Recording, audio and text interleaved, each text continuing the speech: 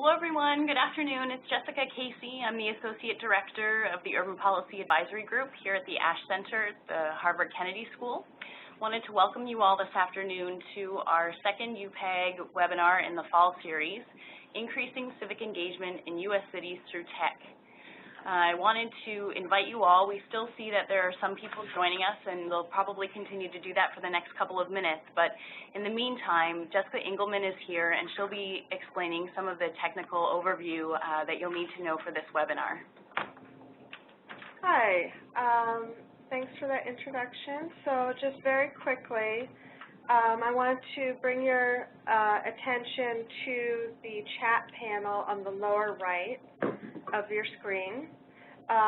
You can use the chat area for general messages to the group, but also specifically we'd like you to use it to submit any questions you may have for the panelists after their presentations. Please note that when you need to address the chat messages by clicking in the Send To box from the drop-down list there, who you want the message to go to. Generally, you should choose everyone, but just be aware that everyone can see those messages in the room. And then press Send or Enter on your keyboard. And I think that's pretty much all that I have. Oh, please ignore the Raise Hand button. And I'm going to introduce our moderator, Stephen Goldsmith. He is the Daniel Paul Professor of Practice of Government at the Ash Center at the Harvard Kennedy School, and he is the Director of the Innovations in American Government Program at the Harvard Kennedy School of Government. Steve, are you on the line? I am, thank you. Great. Am I operating my slides, or are you, Jessica? You're able to operate them, so Matt's going to put them up for you right now, and you're able to click your keyboard to advance the slides. All right. Thanks, everyone. Thanks, Jessica and Jessica. My goal here is to introduce three experts in this general area, Michelle, Alicia, and Tamir. But I want to start just for a second with kind of how I've thought about this recently, just really quickly.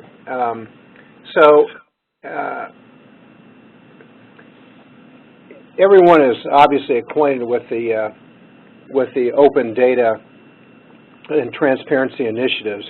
But I've been thinking, really starting the time I was Deputy Mayor of New York, about how open data can produce civic engagement, which can produce better results, right? So if you're going to think about the co-production of public services, we can think about the transparency and open government, open data movement as a way for citizens to see what their government's doing, right, so they can participate, so they can blow the whistle. You can think about engagement as a, take Boston Apps as a more effective way to complain to your government about a service initiative that you needed resolved.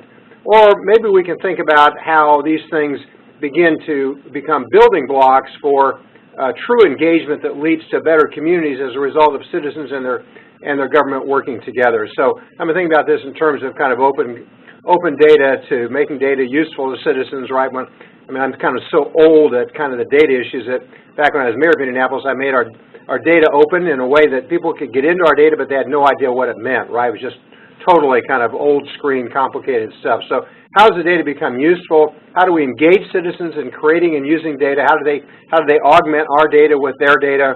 Making data actionable within government, we'll talk about that a little bit later, and then encouraging third-party use in kind of app development as well. So, one way to think about this, and it'll come up in the conversation today, this is a New York 311 map. Many of you probably have seen. The open data and 311 data came together with a mapping tool that allowed community boards to participate. The size that, we won't go into this in great detail, but the size of the yellow circle represents how many complaints happened in that particular location, and you can drill down into those. But the point of this is that data became not just open, but more useful because community boards can now see it and manipulate it and use it and observe about it and provide suggestions about why those issues were occurring. So I'm just trying to show kind of the migration from data into visualization processes which encourage community use as contrasted just providing access to data in ways that's not quite so useful. This is the Boston advancement, right, where personalized connections with government, citizens connect in Boston, taking a picture of your pothole and the like. And it's not just, in this case, right, an easier way to complain, but kind of thinking about how citizen participation, and Michelle's going to talk about this in a second, how the participation of residents in a city actually augments the data in a way that makes it more usable and helps us solve problems. So this is the Grade DC scorecard that Mayor Gray is using in such an effective way to have citizens participate in generating information about the quality of their customer service. So again, we start with open data as government opening its data, then we're thinking about from that point on, particularly with 311 platforms and the like, how the resident produced data augments what we already have before. So with that, let me move on here a second and say that one of the issues that I've been trying to talk to many of you about and understand better is how we actually cause more comments, social media comments from residents about their services and about their needs that can be harvested and curated in a way that government can use it. And it's, you know, it's not like the average person, you know, is either texting or friending or whatever, tweeting about their potholes each day or their parks, right? They're not high volume. So how do we create enough volume that we learn from it? And in that regard, let me introduce our first speaker, Michelle Lee, the co-founder of CEO of Textizen, who has been providing answers to this particular issue for some time. Michelle?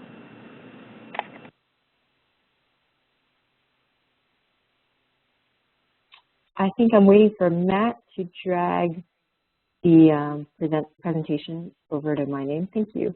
And then we'll get started.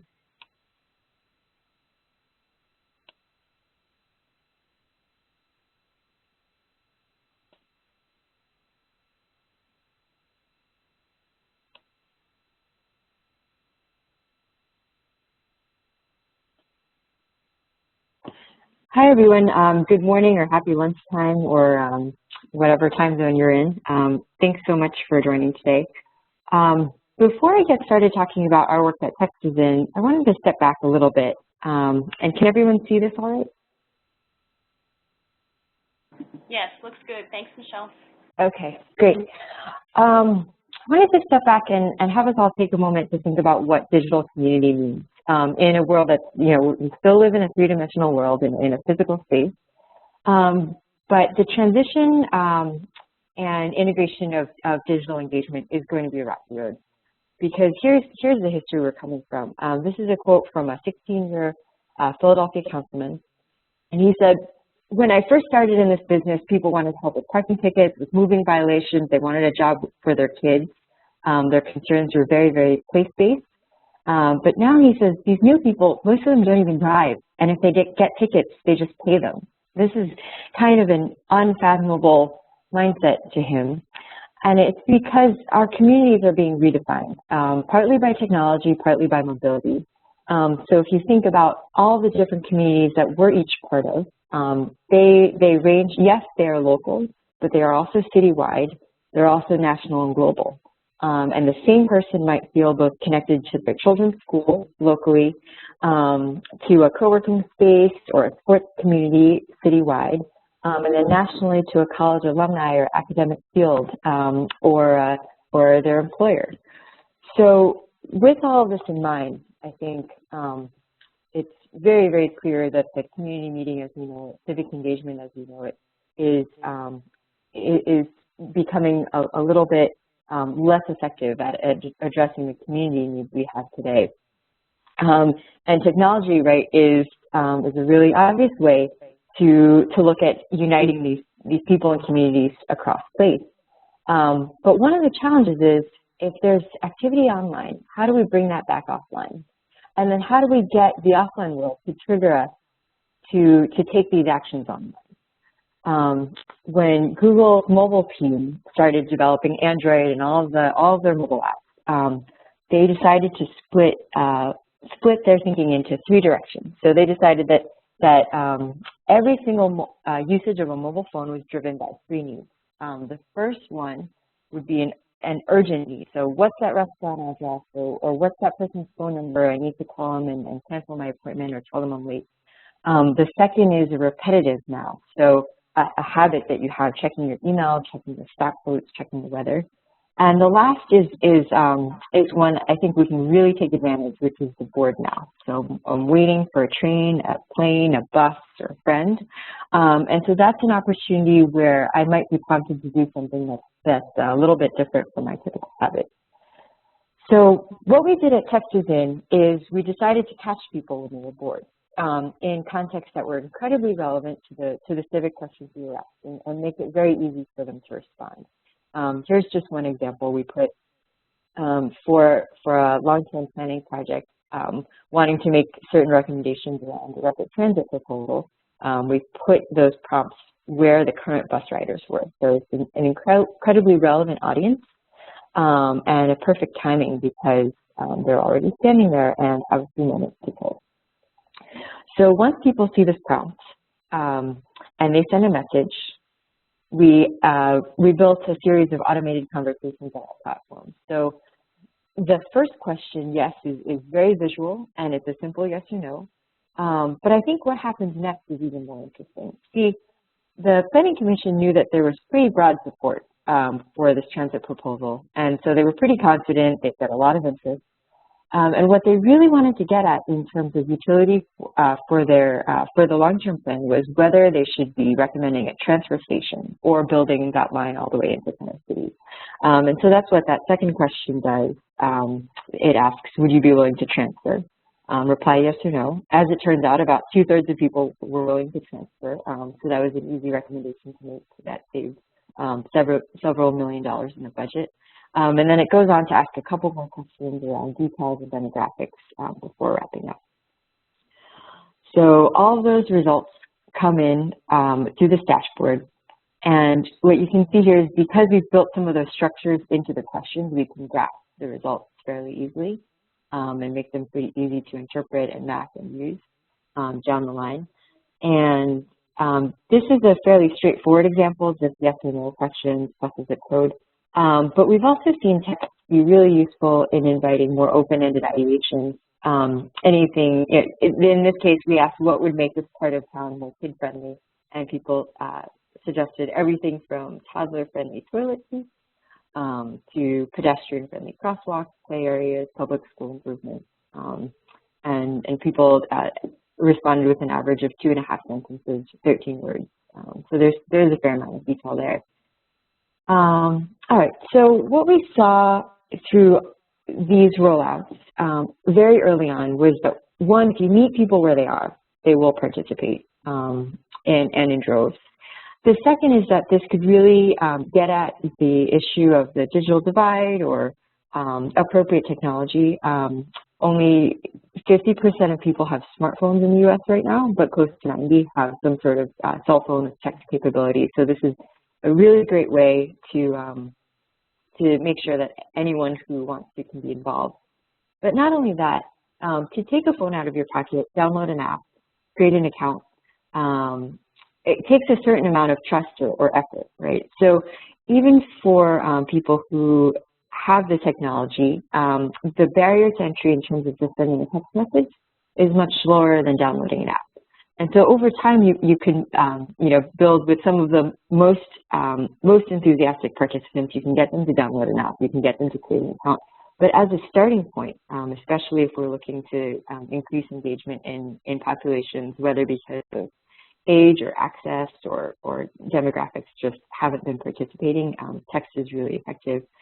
And then the last piece, what we found through text is even though it was very simple and straightforward, we can build in some structures that ensure the output is very usable depending on the project needs. So we took this and kind of took it all over the country, essentially. So Flint, Michigan, Tampa, Florida, the Chicago public school system, and started thinking about text as just kind of a gateway drug to engagement. And the first piece, I'm calling it activate. So meeting people where they are, whether it's a bus shelter, it's at a restaurant, it's a paper handout as they walk into a huge public event, it's a mailer to their house. So in each location, we kind of brainstorm at what's the best way to get people's attention. And the second phase is the immediate engagement. So the back and forth conversations that have proven to be really, really effective at keeping people connected and giving deeper and deeper insights. And the last piece that we're thinking about a lot over the past 2 months is that once we have people's attention, they stay. So we see 50 to 90% completion in the surveys. We've started asking, would you like to get more updates? And somewhere between 30 and 50% of people say yes. So once we have someone's attention, it's a really great way to kind of build on that relationship. And this framework, activate, engage, sustain, is how we've been thinking about all of our work for the past quarter or so. So let me just give an example of sustaining. So if you previously gave input on a transit schedule and then the transit authority then updates the schedule, we can ask, well, are you riding any of the new updates and which ones, and do you have any feedback for us? So that's a really lightweight way to sustain engagement. Another is to send messages inviting people to further and deeper feedback, whether it's a public meeting or donating, if you've cared enough about public education, for example, to text us, maybe you care enough to go to this hearing or to donate through this campaign or volunteer at this event. So over time, we can not only catch people kind of opportunistically and bring them into the conversation, but kind of build the relationship over time so that eventually they're more deeply connected to a city and a community. So here's a couple, 3 more examples of how we've done that or are planning to do that in the next few months. In Flint, Michigan last month, they wrote a new land use plan for the first time in 60 years. And this was a pretty bold step. It kind of took on the fact that Flint's population is decreasing and is probably going to end up stabilizing at the same size as they were in the 1920s, which means pretty huge changes to how they address vacancy. In other cities that are rebuilding, you can clean up a lot, get it back on the market. In Flint, it won't work this way, and so they've made pretty big changes in their land use plan. And we're hearing residents concerned that the city might cut off utilities to our neighborhood, or concerns and misconceptions around the new plan. So our campaign was mailers to residents that described some of the 3 biggest changes in the land use plan. And we also invited input, starting off with a question of, do you think this will make your quality of life better or worse?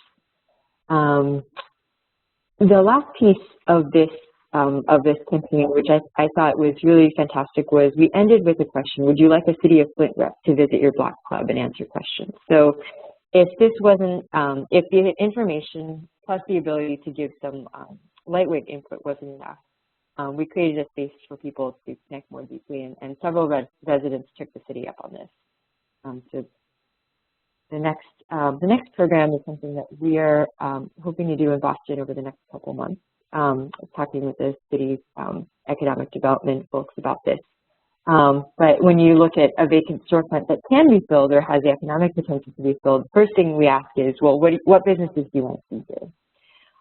But because text is so intimately connected to the individual, and we see that people are really willing to participate, our strategy here is not just to ask people for ideas, but actually tap the community for any resources they have to make it happen. So if people are saying, we want to see a child care center and a coffee shop here, then we'll, over the next, as that input comes in, we'll send messages back out saying, well, here's what most people wanted. Does anyone have relatives or friends who might be interested in opening this type of business or expanding to this site? Do they need access to L&I for help getting through the zoning and permitting process? Are they interested in learning more about small business loans? So not just collecting ideas from the community, but really involving them in building out the reality. The last case study, which I'll mention, is that we're starting to explore using text to build community in ways that don't necessarily have a physical outcome. This Monday, we piloted Text, Talk, and Act, which is a way for youth to get involved in dialogues about mental health, raise mental health awareness, and kind of bring it more to the forefront of national dialogue. So there's a program that has been facilitating in-person conversations for a long time, but you can only send so many trained facilitators out into the field. So we're exploring with them how we can take this to text message. So the first thing is that student groups or classes sign up to participate. And during a pre-planned time, we send discussion and survey questions. And the last piece of the engagement is that we ask students to make an action commitment, such as, I'll get involved with my school's student leadership group, or I'm going to help one person in my life get help, or I'm going to read more about this particular issue. And then over time, a week from now, 2 weeks from now, 1 month from now, ask if they need any help getting their commitments completed. So all that is to say, I think we're just at the forefront of seeing text and technology bring people together. But I think there are a couple takeaways that we can draw from this. The first is that text really is a gateway drug. Once we see someone text in, our ability to connect with them and draw them deeper into the conversation is fantastic. And I think we need to think more deeply about not just the initial engagement, but how we can push that connection over the long term. The second is that there's a lot of opportunity in making sure we ask the right questions. So whether it's Textizen or any other digital technology, kind of working backwards from the output that we're looking to collect and put to use, whether it's informing a decision or doing a survey and mapping the status quo. Structuring the digital conversation so that the output is really usable, I think is not only going to be a step up from analog participation for the most part, but also make government more efficient. And the last, sorry, there's a typo here. The last here is sustaining engagement. So once we go to all that effort to put outreach at bus shelters or send mailers to people, a lot of times the comments are, what can we do to make this happen? And so I think there's huge opportunity to bring citizens not just in more deeply as participants, but as co-creators as we try to reinvent civic engagement, not just bringing in volume, but also asking tapping citizens for their capacity. The last thing I'll leave with is that we've worked with communities at all sorts of levels, at all sizes and scopes of work, but essentially there are two main ways. The first is that we partner hand in hand on all the strategy, outreach, planning, and design. And what we ask cities or communities to bring to the table there is just a real commitment to using the output, because we don't want to be adding to the challenge of input fatigue, where people give input and then they don't hear what's happening, and so the next time we're kind of eroding their trust in how much impact they can have. Instead, we really like to work with partners that are committed to using the input, whether it's publishing recommendations or reaching back out to participants, and doing that on as short and as active a time frame as possible. And the second way we work with partners is providing just a kickoff training and access to the software platform, and then kind of turn the keys over. And we've seen some really great projects in departments or city councils who have the staffing to kind of take on the strategy on their own. So that's about it from me. I'm happy to answer any questions. I'll check the WebEx chat for any questions either now or at the end of all the presentations. And here's contact info for Textizen and myself if you want to talk further. Thanks. Great. Thank you very much, Michelle. Appreciate it. We're going to take questions at the end. Steve's going to moderate a question and answer session. So, Alicia, we'll go right over to you, and Matt's just going to switch around. Great. And there you go.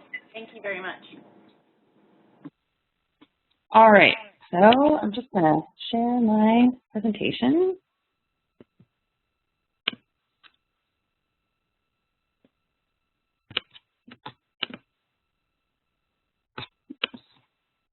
All right. Well, thank you, Michelle. It was great.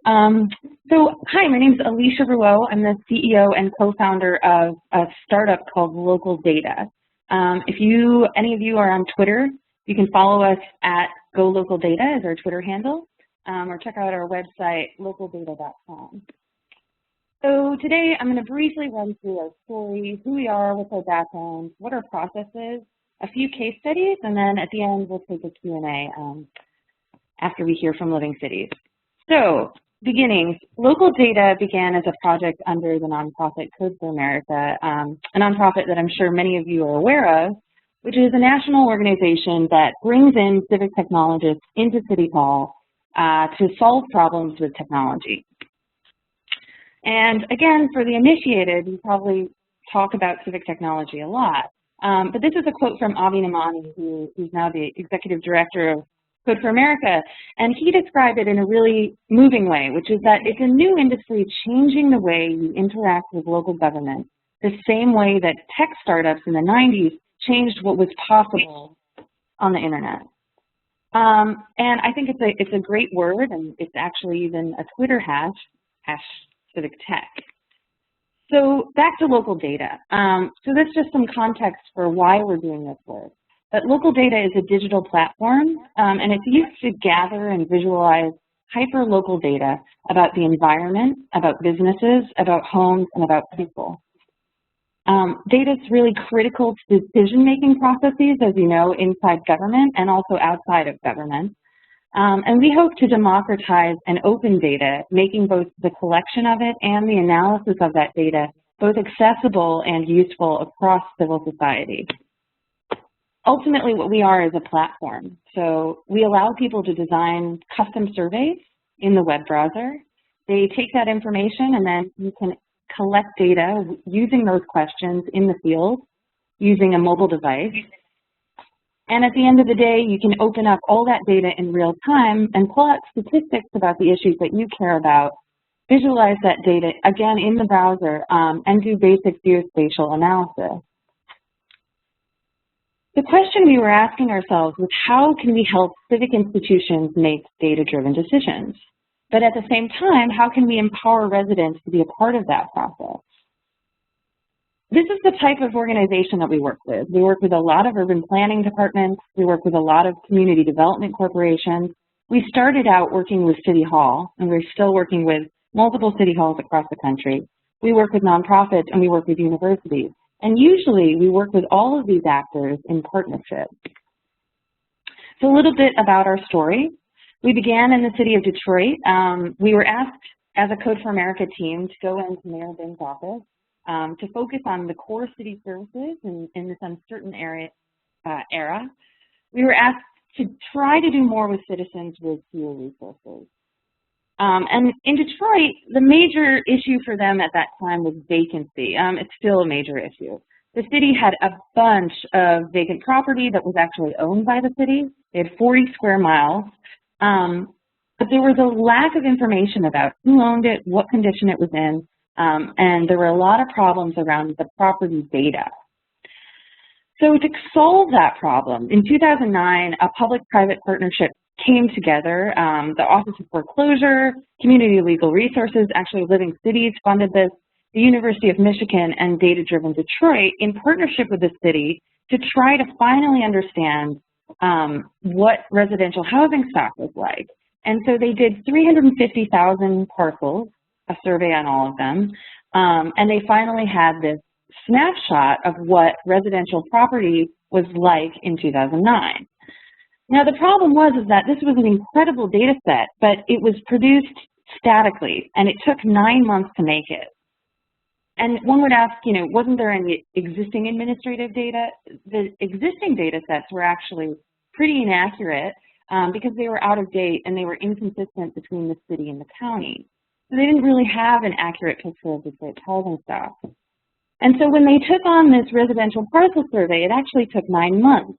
They had 40 surveyors go out. They were using pen and paper. It required data entry and then manual transcription. Then they required a GIS department to do the GIS geocoding and analysis. And then they produced one-off reports, maps, to do strategic decision-making about where buildings should be demolished. And this is a problem that we see across the country. City inspectors, planning departments are still using paper to capture really important information. At the same time, you have community organizations, so CDCs, community foundations, other nonprofits going out and collecting the same data for advocacy goals. At the end of the day, we wanted to empower the citizen in this process. And so we used a design approach that IDEO popularized that really reflects the needs of the user, which is a citizen, and it's an iterative development process. We wanted to help civic leaders do more with less. Again, the efficiency, it really increased the capacity of these under-resourced governments in a meaningful way in partnership with the rest of their community. Information is power. We see this as a bridge to government. If you can engage citizens around a process that's meaningful, i.e. not just giving input, but actually being involved in the steps that it takes to make a decision, this can be really powerful. And it can also grow new partnerships.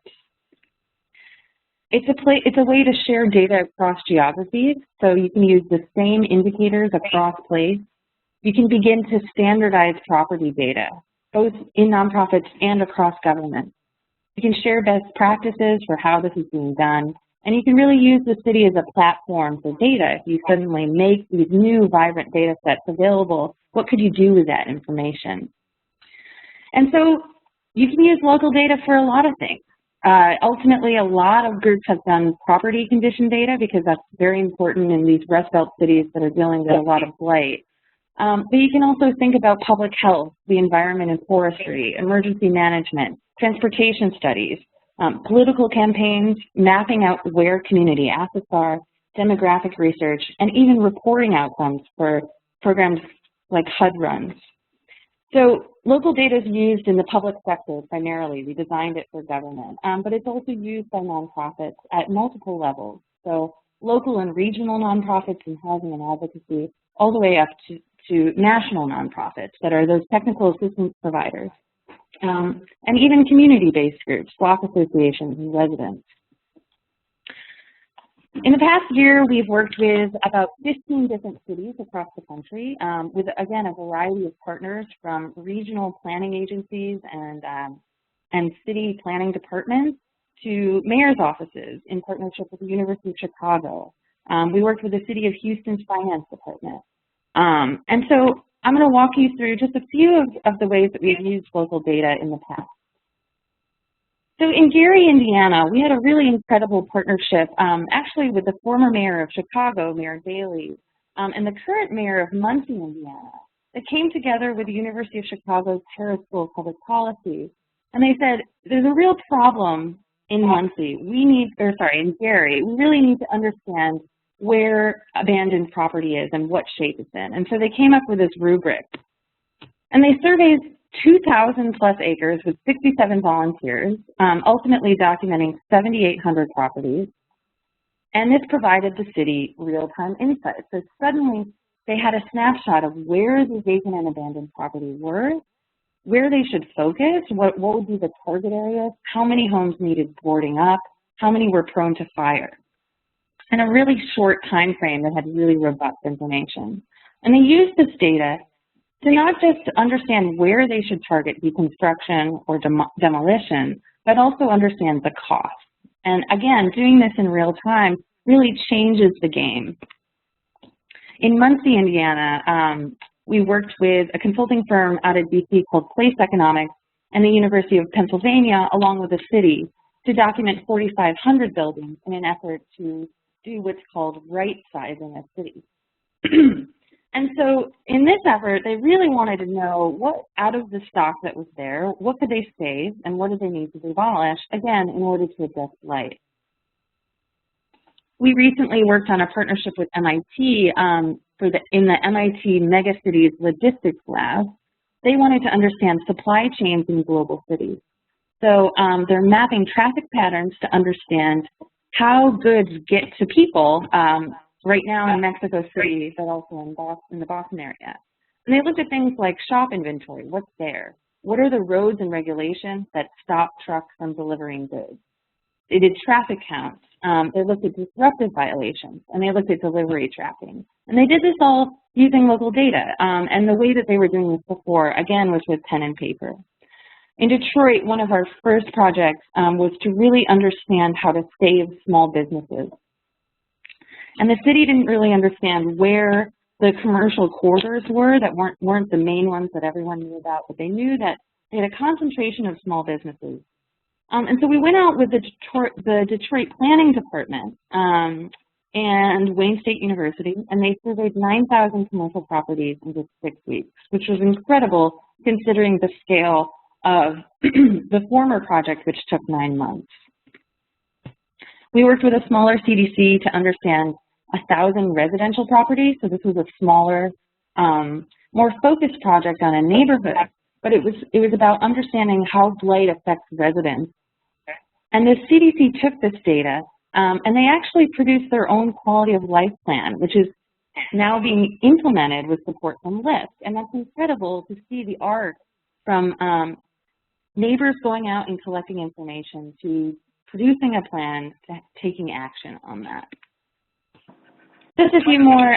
The Community Foundation of Southeast Michigan is currently doing a bike count. They're trying to understand where and who is riding bikes so they can inform policy around where to place bike racks and other biking infrastructure. The City of Houston, we worked with the Finance Department to solve a cross-departmental efficiency issue. So code violations were being conducted both on restaurant violations and also permitting, but they were being collected on the same property by 2 different people. So they used local data as a way to streamline an internal process. And lastly, Harvard University's Graduate School of Design partnered with the city of Malden to try to understand how to stimulate businesses at nighttime. So they did a nighttime economy audit where they collected information showing information about street lighting, where people were gathering, and generally just a method for understanding how they could grow businesses at night. So those are just a few of the examples, but I'd love to talk more to everyone in this webinar. So thank you. Get in touch. You can go to localdata.com. You can reach us at info@localdata.com or myself, Alicia, at LocalData. Okay, thank you so much. Great, thank you so much. The work that you guys are doing is really interesting, and just want to encourage people, if they're on the line and they'd like to ask questions, to type them in the chat box, and we can take those as we have time after Tamir's presentation. If we don't have a lot of time for Q&A after Tamir's presentation, what we can do is circulate the questions accordingly and help facilitate conversations outside of this webinar. So Tamir, we'll hand it over to you, and when you're done, we'll have a couple minutes of Q&A. Thank you. Thanks, Jessica, and thanks, folks, for having me. I'm going to try to do this in 3 to 5 minutes so that we have at least some time to discuss it. So let me go through this quickly. One, let me just tell you a little bit about Living Cities. We're a consortium of 22 of the world's biggest foundations and financial services companies. You can see some of our members here. The point of me showing you this is that I am not here to tell you software. For us, this exercise has been one to help us learn about what it takes to twist the phrase from Michelle, to build analog community in a digital world, and particularly to make city government more responsive and more interactive with low-income communities in particular. A couple of years ago now, almost, we had a session with some of the leading lights in Civic Technology, Jen Paul from America, Nick Grossman, who's now at Union Square Ventures, has started Civic Commons. And what they and others told us is that there was this explosion of really amazing technology to bring citizens into decision making, but that it wasn't being systematically applied, at least at that time, to address deep problems facing growing communities. Now, if you were at the session on 311 that Steve hosted earlier this year, or at the Code for America Summit, you'll see that that's rapidly changing, and some amazing work is happening in engaging citizens around data and in decision-making processes. In our case, we talked to cities in the Project on Municipal Innovation Network, 35 people, staff, and policy directors, which we've been working with the Kennedy School to convene for the last 6 years, and asked them, if you could use technology to solve a really pressing problem for your city and its relationship with low-income communities, what would you do? And Ted Smith, the Director of Innovation in Louisville, says, you can see him down there in the lower right-hand corner, sort of lurking in the shadows of the smart inhaler. It's a really cool thing. He said, we're going through this long-term visioning process, and I know that if we do things the way we always do them, we won't reach people in low-income communities. We especially won't reach young people. They're just not going to lead. So we said, well, what would it take to use technology to do that? So we went with mobile because we knew that younger people, especially young people of color, were opting for mobile over other sort of more hardwired technologies. And we developed a concept with them, with community leaders, and with TED.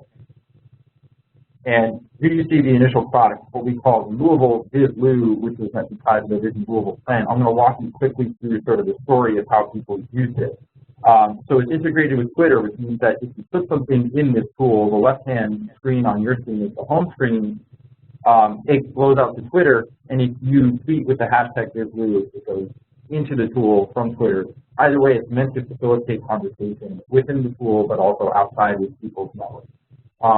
Another thing that I call your attention to is two things. On the bottom left, you see a little thing that says, we are the visionaries of Louisville. We heard from people, we got the feeling that people felt like visioning wasn't for them. We wanted to counter that in part by rebranding the experience of providing input. Something people responded well to. On the right-hand side, you see a set of people who we call allies, going from Mayor Fisher in Louisville, down to his staff, people in the community. The point was to use this as an open, sort of central point for people to provide their ideas. We asked them one simple but actually quite difficult question: what's your vision for Louisville? And you can see there's some real diversity in how this plays out. So on the left here, you have a young woman who provided her input and got into actually a pretty protracted conversation. You only see part of it here with one of the mayor's staff working on public safety. On the right, there's a woman who runs a shelter for young people coming from abusive situations, and she had kids drawing on a piece of paper their visions for Louisville, and those uploaded them to the tool. They were some of the most popular responses that we saw. The thing that really excites me about this is just the possibility for creativity. So I talked about analog community in a digital world. To me, one of the things that excites me most about this tool and some of the others that are out there is the possibility to blend design experiences in the real world and use technology to sort of bring them to life and help them reach more people. And that's one thing that I would say really differentiates what we did with Open Plans, our technology partner, from some existing tools out there like MindMixer and Textizen. I think the field as a whole is sort of trending in that direction. I'll actually skip this slide. So something that we learned from all of this was that visioning is a really tough place to start. That probably won't come to a surprise to Isabel or many of you on the phone.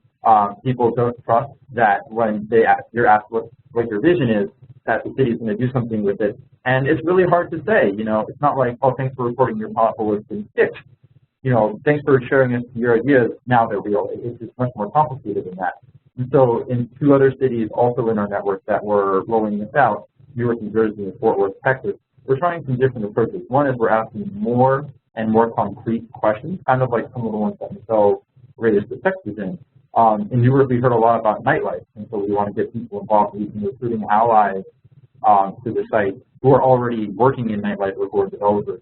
And this will be front and center on their website. You can see a preview of it they're rebuilding it with via hackathon, costing like 15 grand. Pretty amazing. Little softball too.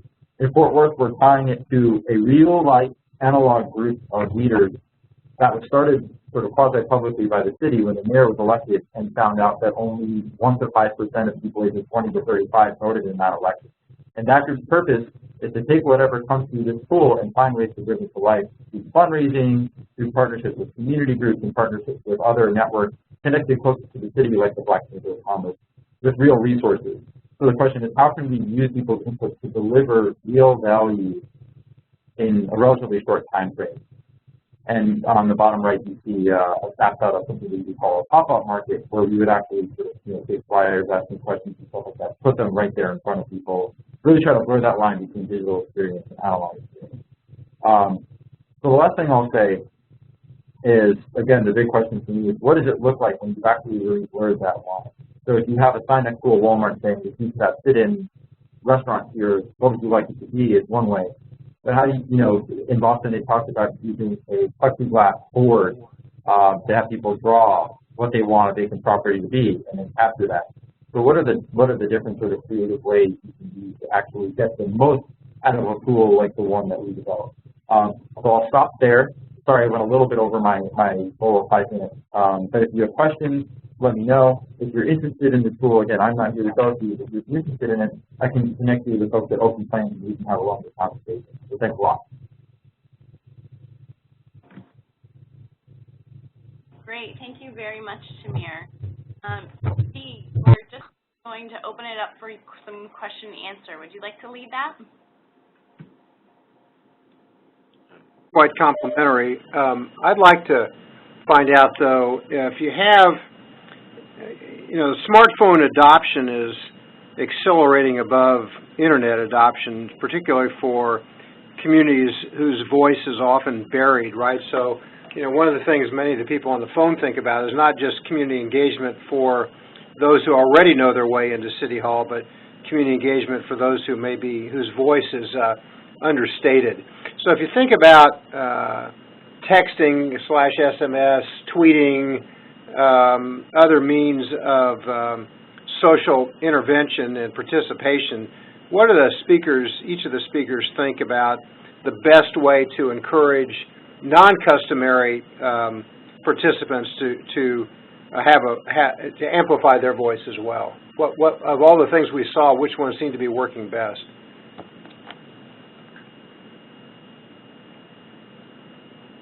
Alicia, I think to answer your question, some of the strategies that would help engage the unengaged really fall into how do you lower the barriers of entry into, getting people through the door. A lot of what we see even in analog town hall meetings is that it's hard to get people to show up. And so if you look at things like what Textizen is doing, they're actually bringing the town hall to you. I think that's a really effective strategy. The other one, what I would say, is designing software in an accessible way. Being very deliberate about the language that you use, that interface design can be used by anyone. And we've really tried to do that at LocalData so that, a resident or a policy advisor could use this app. This is Shamir. I would say that technology is part of it, but a big part of what we learn, especially dealing with bigger, more abstract questions, is that people they don't wake up in the morning thinking about how to create a healthier city unless they're an activist or they do that for a living. There's benefit in capturing those people because they are often actually hidden from local leadership. They may be working in communities that have interaction with only one local government silo, and so the mayor's office may not actually know those people exist. On the other hand, if you really don't wake up in the morning thinking about these things, it actually takes a disruption to your daily routine in order to get you thinking about it. I think about the guy who stands on the street corner waiting, lobbying for green tea. And so for me, the question is, how do you create an experience for somebody in the middle of their day that engages them around these questions at a level that they can do it relatively expeditiously, but also really sort of makes it real for them in a new way? And so for me, that's all about the intersection of technology like these and sort of design an in-person engagement.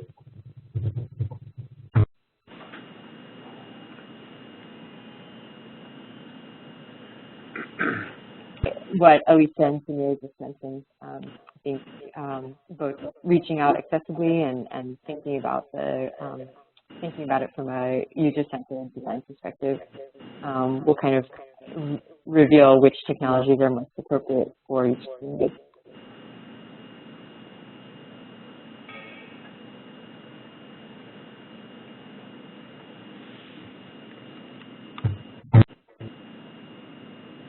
Having a little audio trouble there.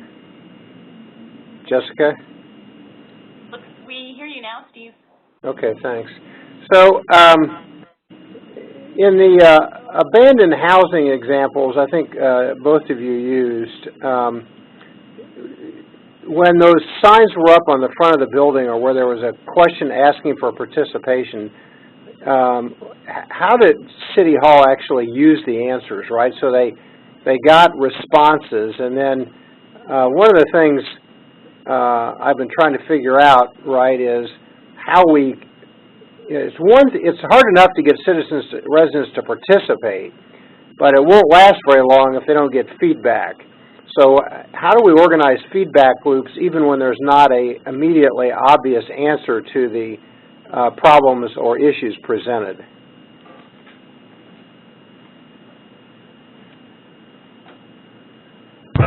I'll read up on that. So for me, I think personally, one of the things that I came into this really wanting to test is the idea that it's not just about civic technology, but about civic infrastructure. Right? And I go back to the analogy that Chris Oscar is on all the time. When you report a pothole, you get an email saying, thanks for reporting this pothole, it'll be fixed in 2 weeks. You can't say that about policy.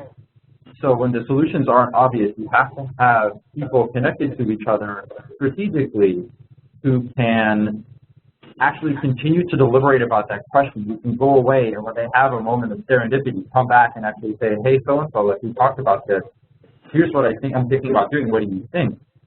The technology isn't the only place where that happens, but it can be a great forum for sort of reporting that back to people and creating a holding environment for that conversation so that as it goes on, citizens actually have evidence that not just government, but the folks who can do the things that government doesn't have the money or staff to do are working collectively on these problems. I'll jump in here and as a bit of a realist and say we shouldn't be asking questions if we're not prepared to use the information. And so if one department has more capacity than another to process the input once it's collected, absolutely they should be asking. But if the only capacity we have is to open the conversation, I think that's actually doing us and the civic engagement initiatives a disservice by kind of presenting an expectation that something will be done. That said, what can be done, I think, can really be expanded. We talk a lot about the civic engagement ladder, and I had been assuming that step 1 is input, and step 2 is co-creation, and so on and so forth. Steve Pressler of Government recently kind of introduced me to the idea that step 0 is just information. So simply reporting back, like, thanks, we heard you. Here's a summary.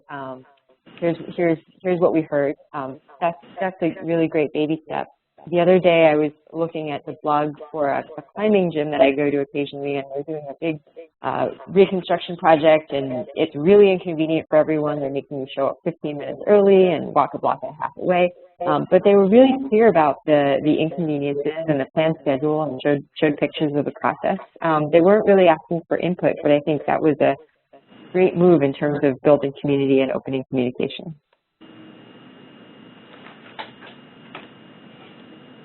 Okay, Jessica, we just got about a minute left. Anything else you want to summarize, or anybody else you want to call on?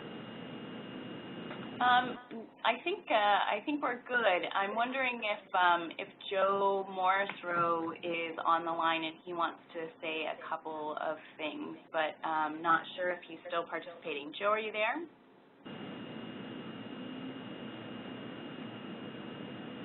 Doesn't sound like it. Well, one of the things that the Urban Policy Advisory Group is here for is to really support best practices in city governments. And there are a number of cities on the line today, 22. We really want to encourage you to understand how your cities can use these tools to increase civic engagement. And if there's anything that the Urban Policy Advisory Group can do here through the ASH Center or through Living Cities, we encourage you to call us and email us. Each of you has our information available to you. We're happy to facilitate conversations, and we're happy to help you think about how your cities can increase civic engagement to really have that input feedback into policy development and implementation. We're here on a number of other topic areas as well, beyond civic engagement, but we encourage you to use the network as a resource to your city and to really think ahead on how you can use these types of tools to build out city government, both for creating efficiencies but also increasing public quality of life. So thank you very much for participating in the webinar today. Please feel free to contact us if you have any questions, and thank you very much to our presenters. Thank you, Michelle, Alicia, and Tamir, and thanks to you, Steve, for moderating. Very good. Thanks so much. Thank you. Thanks, everybody. We're going to close off now. Thanks, Jessica.